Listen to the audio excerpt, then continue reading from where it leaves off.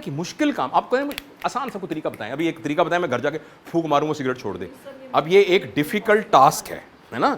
वो एक इतना सा सुराख था, इतना सा सुराख। वो मैं एक दफ़ा कराची जा रहा था तो औरतों का जनाना डब्बा होता है ना, वो छोटे छोटे, हमारे पास पैसे कम होते थे तो वो छोटी वाली ट्रेन में जाते थे, उसमें ना उसमें ऐसे ऐसे सरिये लगे होते थे, फीमेल वाले डब्बे में वो सरिये लगे होते हैं। उसमें से ना एक बच्चे ने अपना सर निकाल लिया। अच्छा वो रास्ता इतना, सर उसका इतना सा, पता नहीं किसी एंगल से उसने निकाल लिया। अब वो चीखें मारे, वो सर अंदर ना जाए। अच्छा मैं एफएससी में पढ़ता था, मुझे अचानक ख्याल आया, मैंने कहा यार बात यह है, अगर ये सर इसने दाखिल किया है ना तो कोई ना कोई एंगल होगा जरूर जिससे ये अंदर चला जाएगा।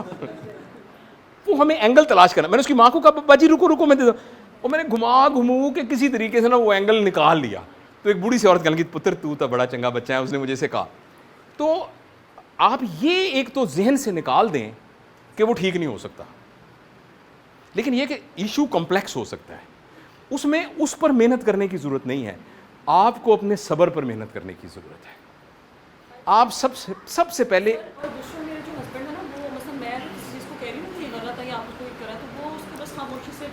करेंगे इतना ज़्यादा सच कुछ भी नहीं कहेंगे बच्चे को। मतलब मुझे लगता है कि मैं ज़्यादा बोलती हूँ, मैं ज़्यादा फोकस करती हूँ, मैं ज़्यादा उस पर। देखिए मैं आपका रिस्पॉन्सिबल हूँ क्योंकि आपसे बात कर रहा हूँ ना, आपके हस्बैंड का रिस्पॉन्सिबल नहीं हूँ। वो जब मेरे पास आएंगे ना उनको मैं गाइड कर दूंगा। तो मैं आपसे ये अर्ज करता हूँ कि आप अपने बच्चों के साथ अनकंडीशनल लव का रिलेशनशिप डेवलप कीजिए। पहले काम ऐसे होता है ना, पहले काम। अब आपने खूबसूरत सी रोटी पकानी है, पहले आटा गूंदिए, रोटी की बाद में सोचिएगा, पहले आटा गूंदे। आटा गूंदना यह है कि एक लवेबल रिलेशनशिप अपने बच्चे से डेवलप करें, और वो बड़ी जल्दी हो जाता है क्योंकि माँ बाप का रिश्ता बड़ा स्ट्रांग होता है।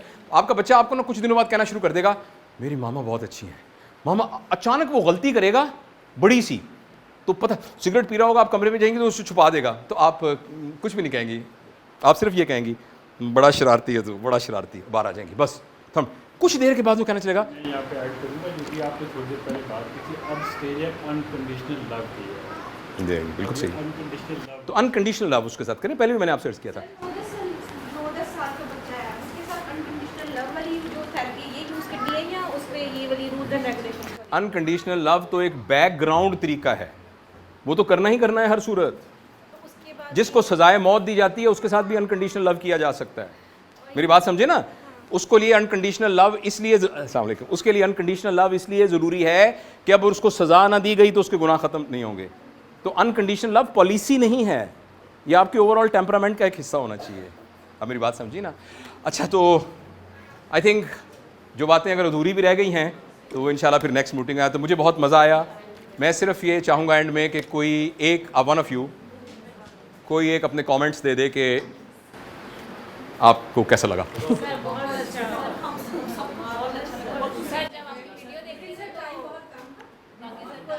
जी इंशाल्लाह। देखिए हम एक नई नस्ल बनाने जा रहे हैं, तो वो कोई डबरोटी बनाने की तरह तो नहीं है ना कि 15 मिनट में बेक करके हम बना लेंगे। मेरी कंफ्यूजन क्लियर कर दें। अभी आपने स्टार्ट में बोला था जो बच्चे हैं वो पेरेंट्स का साया, हाँ जो पेरेंट्स करते हैं वो बच्चे करते हैं।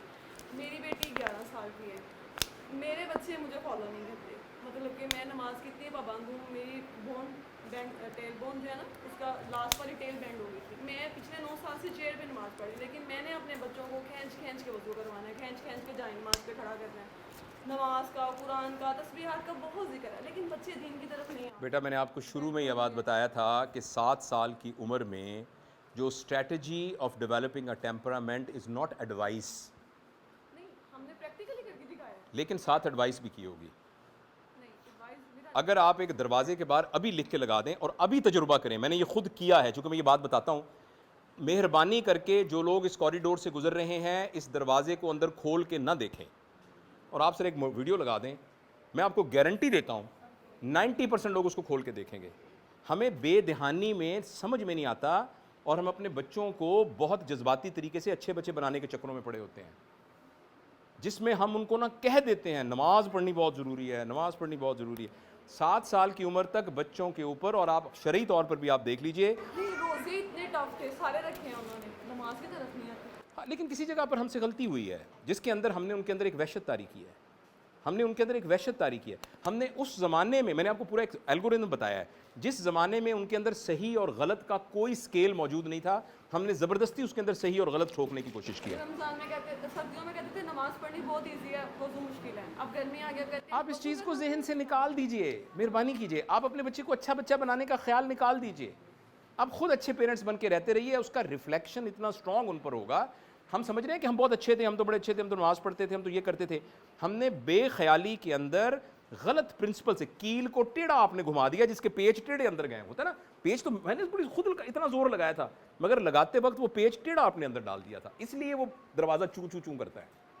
तो हमसे गलतियां हुई हैं और उन गलतियों के नतीजे में ऐसा, ये बहुत साइंटिफिक बात है। मदरबोर्ड जैसा आप डेवलप कर देंगे, सॉफ्टवेयर उसी तरह से डेवलप होगा ना उसके ऊपर। तो मदरबोर्ड गलत डेवलप हुआ है ये। Thank you.